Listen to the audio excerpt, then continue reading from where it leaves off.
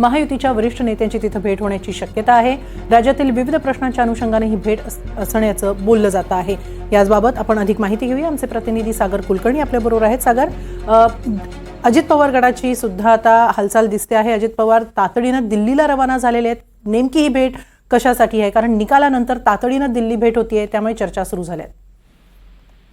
विधान परिषदेमध्ये ज्या पद्धतीने एक चित्र तयार होतं की महाविकास आघाडी हे मुख्यतः अजित पवारांच्या राष्ट्रवादी काँग्रेसचीच मतं फुटतील आणि दुसरा उमेदवार जो राष्ट्रवादी काँग्रेस अजित पवार गटाचा आहे तो पराभूत होईल।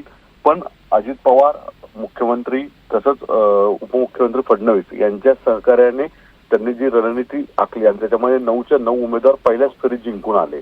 या सगळ्या पार्श्वभूमीवर आता अजित पवारांचा हा दिल्ली दौरा अचानक ठरलेला सांगितला जातोय।